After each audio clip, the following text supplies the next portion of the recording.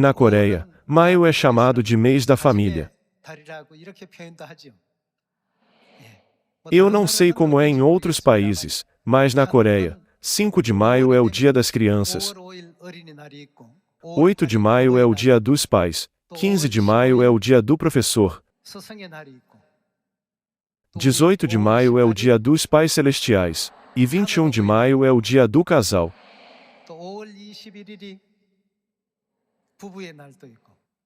O Dia dos Pais não é um dia dado para nos lembrarmos mais uma vez do amor e da graça que recebemos de nossos pais? Até onde eu sei, o Dia das Crianças foi estabelecido com a intenção de valorizar as crianças, pensando no futuro delas. Então, no dia 18 de maio, o Dia dos Pais Celestiais, não devemos esquecer, mas sempre lembrar do amor e da graça que recebemos de nossos pais celestiais. O desejo de nossos pais celestiais é que todos os seus filhos consigam a qualificação como um sacerdócio real celestial. É por isso que eles às vezes nos permitem sofrer nesta terra, junto com várias tristezas, dores, agonias e angústias. Deus nos permite experimentar muitos tipos de dificuldades, contrários à eterna felicidade e paz que vamos desfrutar quando entrarmos no reino dos céus. Quando recebemos essas experiências, nunca devemos esquecer de ser gratos. Se tudo for fácil e acontecer como queremos, não poderemos garantir esse futuro. O que será do futuro de uma criança criada sem nunca ser repreendida, mesmo quando ela faz algo errado? O futuro dessa criança inevitavelmente dará errado. Enquanto está desenvolvendo seu caráter, ela inevitavelmente cometerá erros. Porém, quando uma criança comete um erro, e os pais a repreendem severamente, dizendo: "Você não deve fazer isso", as pessoas dizem que a criança ganha sabedoria para distinguir entre o caminho certo e o errado. É por isso que nossos pais celestiais, às vezes guiavam os israelitas ao deserto, ou a lugares áridos onde parecia não haver comida ou água. No entanto, que resultado Deus fez eles alcançarem?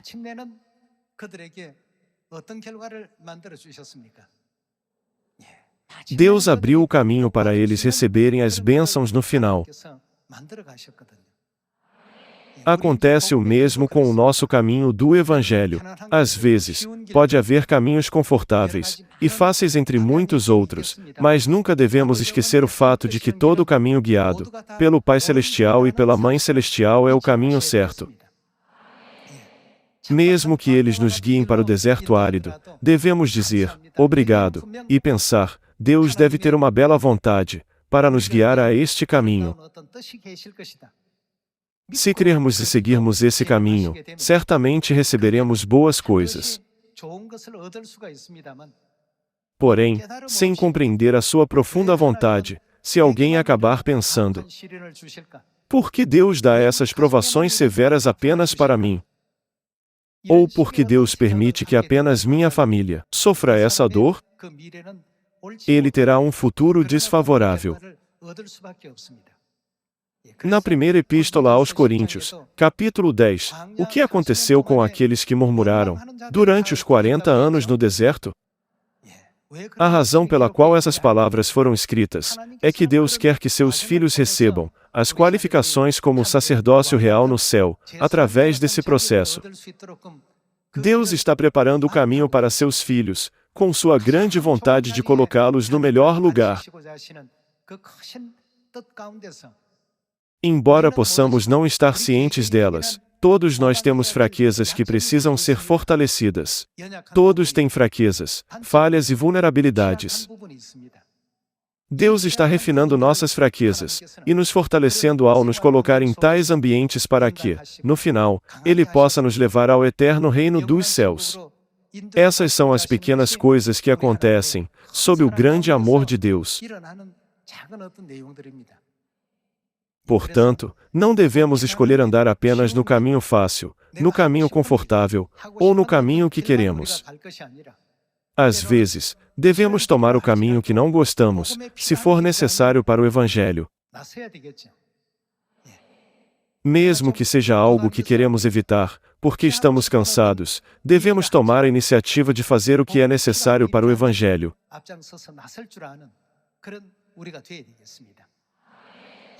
Há pessoas que não levam a sério as palavras de Deus, enquanto há pessoas que levam as palavras de Deus muito a sério. Pedro lançou sua rede ao mar a noite toda, mas ele não conseguiu pegar um único peixe. Jesus perguntou a Pedro que estava voltando de madrugada: "Você pegou muitos peixes?" Ele respondeu: "Eu joguei a minha rede a noite toda, mas não peguei um único peixe." Jesus disse: "Vá para águas mais profundas, e jogue as redes para a pesca." Dizem que é muito difícil reunir e organizar redes e equipamentos de pesca. Seu corpo deveria ter ficado exausto a noite toda, mas Jesus lhe disse para ir ao mar novamente. De uma perspectiva humana, quão incômodo deve ter sido? É um trabalho muito cansativo e duro. Pedro poderia ter dito: "Jesus, posso apenas descansar um pouco e fazer isso amanhã?" Porém, o que Pedro disse? Ele não desprezou as palavras de Deus, como os genros de Ló, mas as levou muito a sério. O que ele disse? "Mas sob a tua palavra lançarei as redes." O que aconteceu depois que ele lançou as redes? Ele pegou tantos peixes que encheram 2 barcos, até transbordar. Essa obra incrível aconteceu. Devemos entender por que essas coisas estão registradas na Bíblia. Os genros de Ló consideraram a palavra de Deus como uma piada e no final, eles morreram queimados, durante a destruição de Sodoma e Gomorra. Porém, e quanto a Pedro? Era algo que ele não conseguia alcançar mesmo se esforçando, mas ao fazer conforme a palavra de Deus, ele não conseguiu resultados graciosos? Não devemos considerar todos os ensinamentos dados na Bíblia como meros registros, dizendo: "Esses são os resultados do que os antepassados da fé fizeram no passado." De acordo com a segunda epístola a Timóteo, capítulo 3, o que a Bíblia tem a ver com a salvação? Ela não é capaz de nos tornar sábios para a salvação? Devemos entender por que esse ensinamento está na Bíblia. Podemos dizer que esses registros são muito necessários para nós nesta época. Todos nós devemos nos levantar, estar alertas e pregar vigorosamente o último Evangelho. Além disso, devemos nos esforçar para encontrar todos os nossos irmãos e irmãs perdidos e completar o Evangelho sem falta. Através desses esforços, podemos dar alegria e glória ao Pai Celestial e à Mãe Celestial. Além disso, vamos valorizar a palavra de Deus, mais do que ouro ou qualquer outra coisa.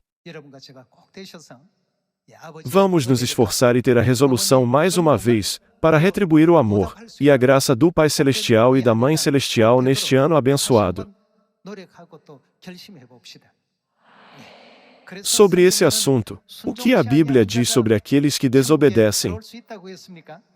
Eles podem entrar no reino dos céus? Deus até fez um juramento de que aqueles que desobedecem nunca poderão entrar no reino dos céus. Vamos ver na Epístola aos Hebreus, capítulo 3. Hebreus, capítulo 3, versículo 14. Porque nos temos tornado participantes de Cristo, se, de fato, guardarmos firme, até ao fim, a confiança que, desde o princípio, tivemos. Deus diz que até mesmo compartilharemos da glória do céu. Vamos para o versículo 16. Ora, quais os que, tendo ouvido, se rebelaram? Não foram, de fato, todos os que saíram do Egito por intermédio de Moisés? E contra quem se indignou, por 40 anos? Não foi contra os que pecaram, cujos cadáveres caíram no deserto? E contra quem jurou que não entrariam no seu descanso, senão contra quem? Os que foram desobedientes? Vemos, pois, que não puderam entrar por causa da incredulidade. Na época de Moisés, foi em Canaã que eles não puderam entrar. Essa não é uma profecia de que aqueles que desobedecem não poderão entrar no reino dos céus? Vamos continuar com o capítulo 4. Temamos, portanto, que, sendo-nos deixada a promessa de entrar no descanso de Deus, suceda parecer que algum de vós tenha falhado, porque também a nós foram anunciadas as boas novas, como se deu com eles, mas a palavra que ouviram não lhes aproveitou. O motivo pelo qual aqueles que ouviram a palavra de Deus 1000 vezes, mas ainda não conseguem aceitá-la como sua, ou gravá-la em seus corações, é visto não ter sido acompanhada pela fé naqueles que a ouviram. Porque eles não receberam a palavra de Deus com fé. Como resultado, eles acabaram desobedecendo várias vezes. Como os genros de Ló, eles não conheciam a importância da palavra de Deus, mas a consideravam como uma piada. Falando de forma simples, achar que é uma piada significa considerá-la sem valor. Não devemos tratar a palavra de Deus como se não tivesse valor, dizendo, não importa se a fazemos ou não. Nunca devemos pensar assim, sobre a palavra de Deus. As palavras de Deus são absolutas. Por esse motivo, embora a palavra de Deus não possa ser comparada com nada neste mundo, se ousarmos compará-la, é como a ordem de um rei. Deus não é o rei dos reis? Já que é a palavra do rei, é a ordem do rei. Os atos daqueles que desobedecem às ordens do rei, e falham em executar seus mandamentos, são chamados de traição. Vamos para o versículo 6. Visto, portanto, que resta entrarem alguns nele e que, por causa da desobediência, o que aconteceu com eles? Não entraram aqueles aos quais anteriormente foram anunciadas as boas novas. Deus é o nosso Pai Celestial e a nossa Mãe Celestial. Eles são nossos pais celestiais. Aqueles que não obedecem às suas palavras, nunca poderão entrar no reino dos céus. Vamos para o versículo 11. No versículo 11, está escrito: esforcemo-nos, pois, por entrar naquele descanso, a fim de que ninguém caia, segundo o mesmo exemplo de desobediência. Porque a palavra de Deus é viva, e eficaz, e mais cortante do que qualquer espada de 2 gumes, e penetra até ao ponto de dividir alma e espírito, juntas e medulas, e é apta para discernir os pensamentos e propósitos do coração. E não há criatura que não seja manifesta na sua presença, pelo contrário, todas as coisas estão descobertas, e patentes aos olhos daquele a quem temos de prestar contas.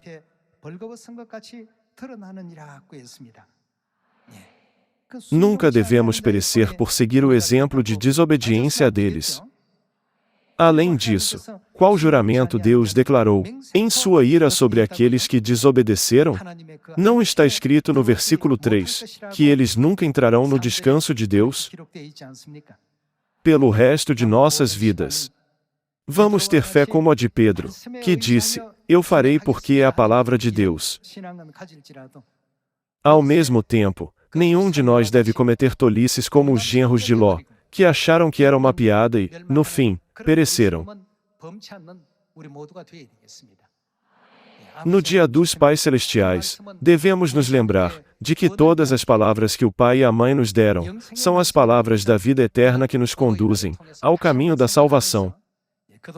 Se há algo que desobedecemos, vamos confessar ao Pai e à Mãe por meio da oração e pedir o perdão de todos os nossos pecados.